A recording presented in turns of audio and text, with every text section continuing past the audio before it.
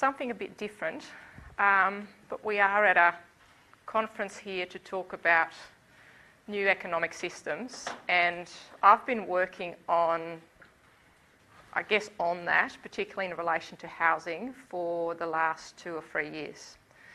So maybe just a show of hands, who here is really concerned about housing affordability?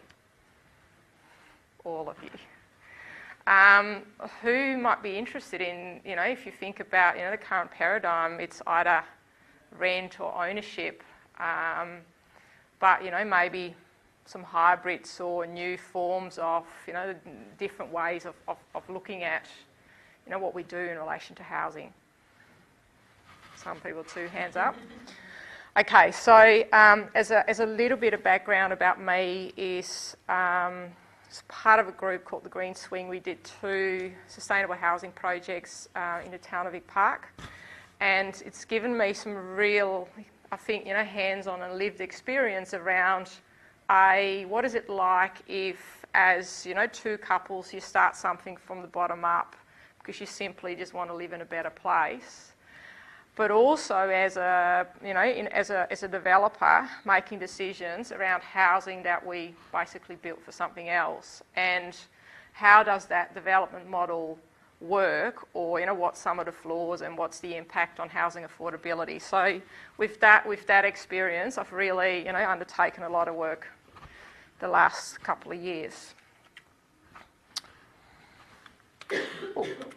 So, inspired by an opportunity that the city of Fremantle, kind of put out there for a number of years, is I've really looked at housing affordability and came to the conclusion that I think the cooperative legal structure can play an absolute key difference in delivering housing that is more affordable, more equitable, builds better and stronger communities, and does that in perpetuity. So before I say a lot more, is because I don't know what your experience is with co-ops, but Common Equity in New South Wales, who are a cooperative community housing provider, put this sketch video together, just explaining in about 2.5, 3 minutes what they are.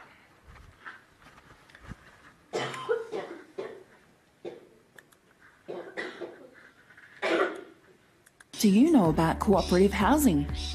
Around the world, co-ops are a big deal, well established, highly effective and successful. In some parts of the globe, cooperative housing is as much as 40% of the total housing in a city. In Australia, people are embracing co-ops, with over 8,000 living in housing cooperatives across the country, and that's on the rise. There's so much to like about cooperative housing. Residents love it, frequently rating it better than any other form of housing.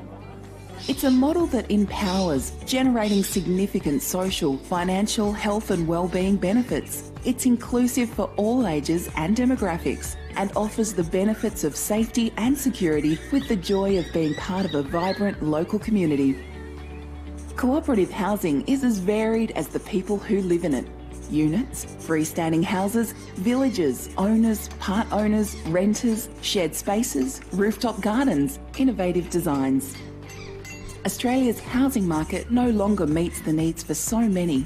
People on low incomes, people with good incomes, retirees, older Australians, vulnerable groups, people with a disability, or those just wanting to be part of a stronger community. We need a better way. The solution is cooperative housing. Housing cooperatives are intentional and vibrant communities, like-minded people actively working together, selecting new members, making local decisions, maintaining properties, learning new skills, and contributing to their community.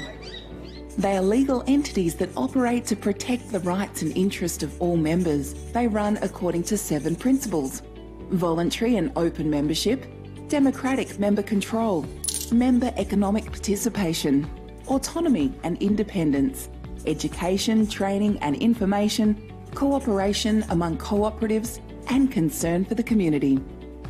Common Equity is the peak body for cooperative housing in New South Wales. We support existing housing co-ops and help develop new ones.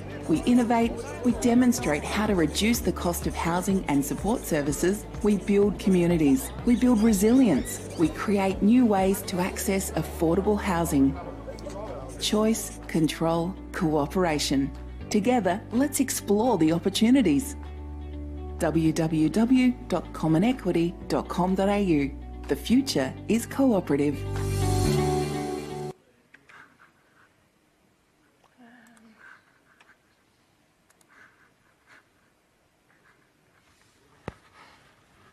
So it's just a little video explaining what housing co-ops are and what they can do for the future.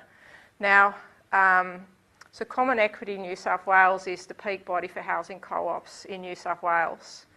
Over here in WA we have Cooperation Housing, and where the last two and a half years I've been working as a social entrepreneur in this space, trying to build the new housing co-ops. I now also have the hat on as CEO of Cooperation Housing, so that's something that really brings both those interests together.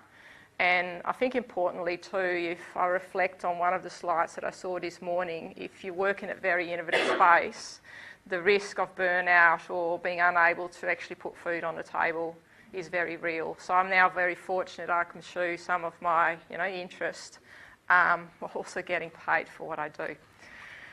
I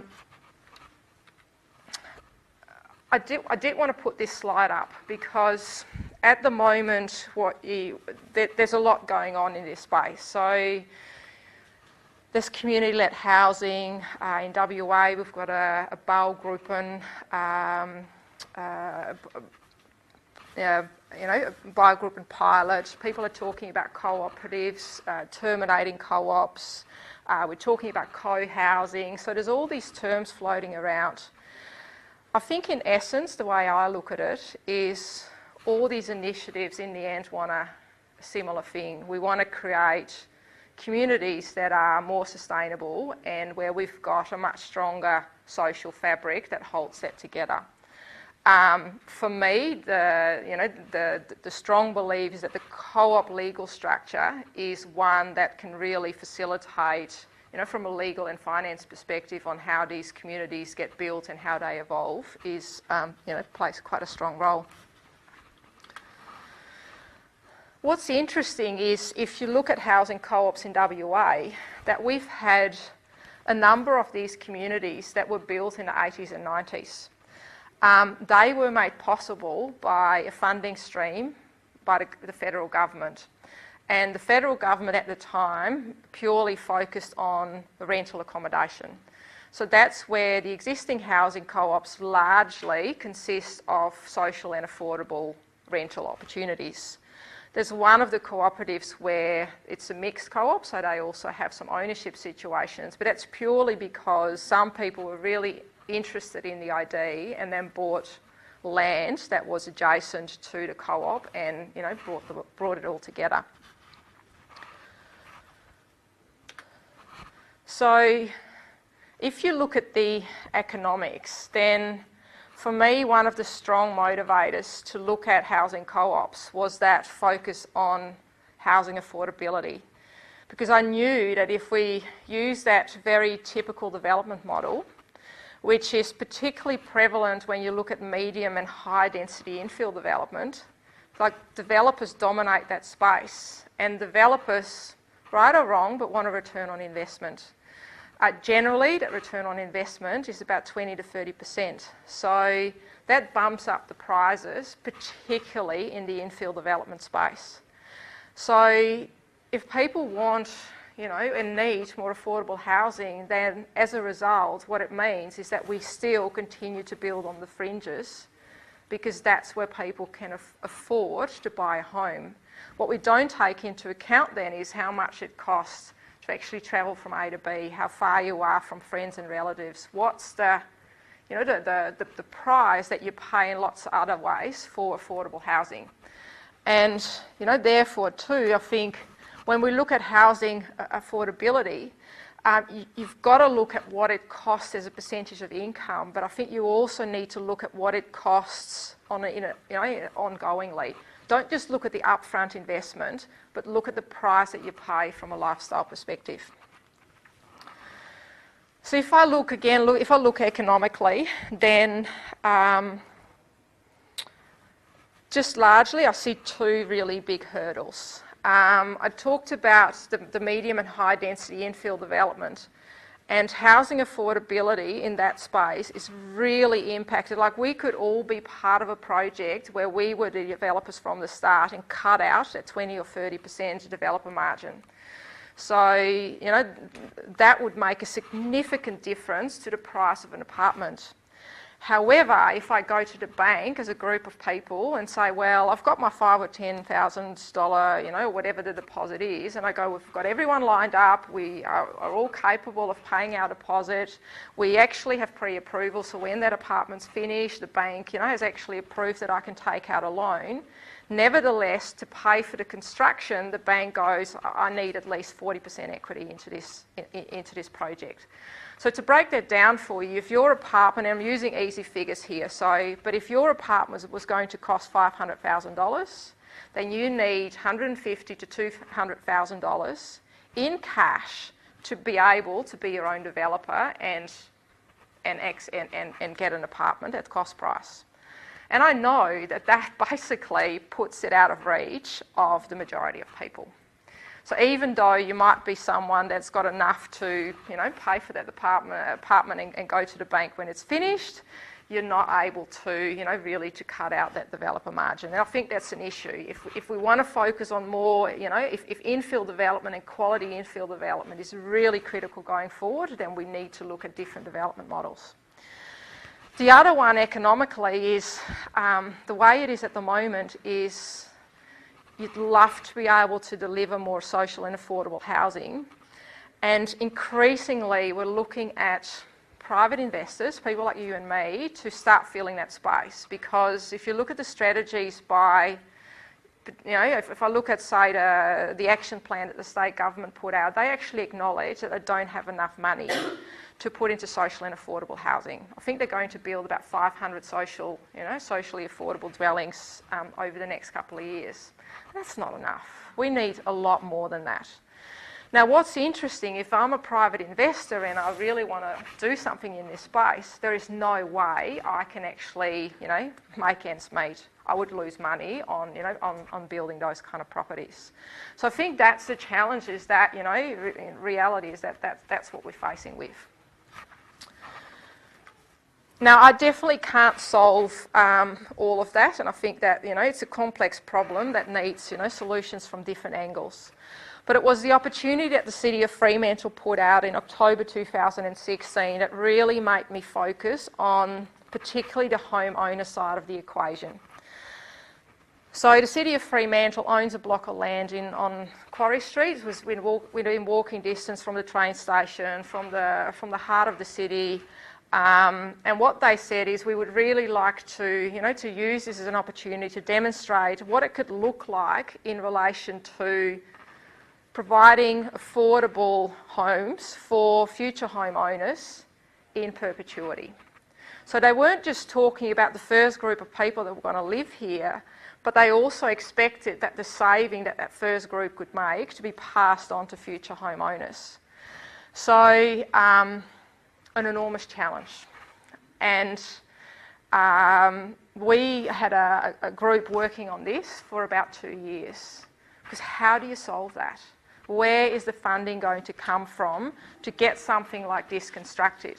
Because rightly so, if I'm part of the first group and I invest, you know, a considerable amount of money to get something like this built, then I do want some return. And why would I then agree on capping what I could sell that apartment for, you know, to the next owners that come behind me? I think it's a very legitimate question. So I've got to make it attractive to those first owners so that they're willing to give something up when it comes, you know, to handing it over to the next generations.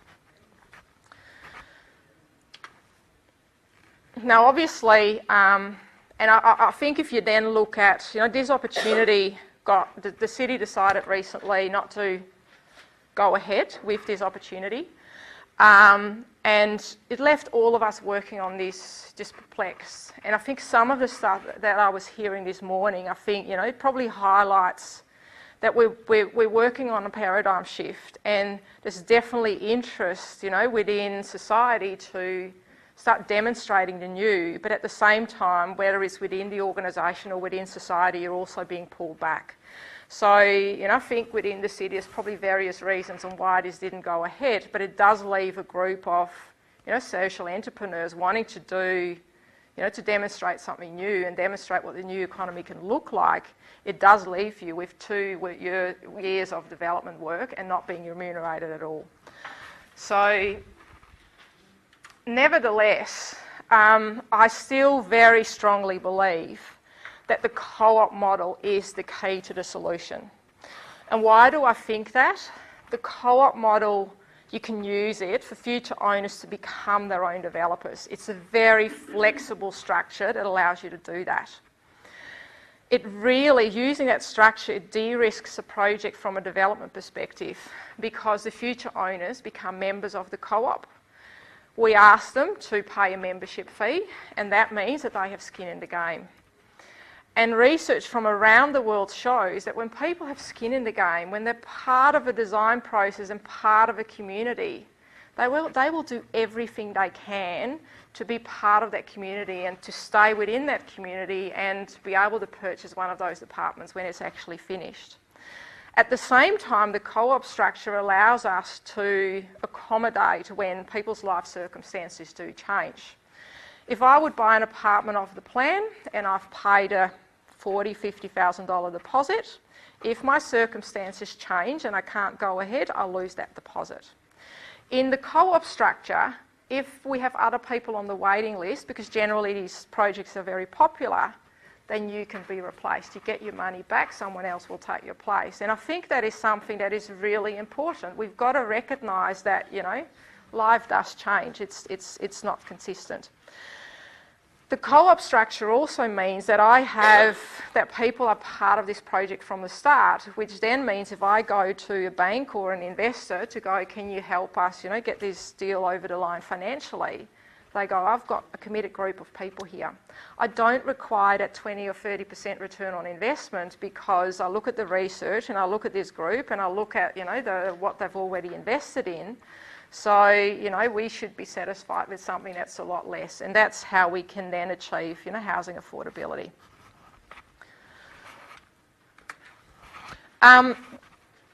Despite a unique opportunity in Freo not going ahead, is our group decided that this is something that is really important, and it's not just important for Freo or WA. I think it's got national relevance. So we're collaborating nationally, and obviously with my CEO hat on of Corporation Housing, I'm part of a network, including New South Wales, Victoria, South Australia, where we collaborate on getting pilot projects out in the marketplace to demonstrate this. What is critical is that you work with patient landowners. So you can't work with a group that, you know, only gives you a certain amount of time and then pulls an opportunity off the market, because you invest significantly in trying to get the group of people together. So we were approached by a landowner in Singleton, which is just north of Mandurah, walking distance to the beach, walking distance to future train station, around were we interested in, you know, in a housing co-op opportunity as part of this estate. So we will launch this opportunity, well, the website and social media and everything is already out there, but it's using the model that we developed for Fremantle. And what we're looking for is 6 to 12 people that want to call Singleton home and be part of something that will really demonstrate on what's possible in this space. We believe that that really is going to showcase on how we can do development differently. You know, co-op model, absolutely key. Community-led, you know, by the future owners, for the future owners. And I think it'll have a very strong focus on that sense of community, affordability and sustainability. So this is my question to you, is this is a community-led project. And it will not happen if we don't have, you know, a couple of people that put their hand up to be part of this as the first pilot project. If there's anyone that you know that might want to be part of this, then I really ask you to just share it with 1 or 2 people in your networks. We don't have multi-million-dollar marketing budgets. We really rely on that bottom-up approach and for other people to help us spread the word. We're a group of professionals that, till now, have just passionately, and pro bono invested our time and knowledge into creating what we do believe is the future in housing. Now, from here, this model, that we're putting out in the marketplace is one where the focus is on homeowners, but then the community housing provider can play a key role, if funded by the housing authority, to also provide some rental opportunities. If you'd ask me honestly, I think what the next step is going to be, probably in a couple of years' time, I think we need to look at projects such as Lilac, which was in Leeds in the UK, where they really demonstrated a very innovative and complex model that allows for mutual home ownership.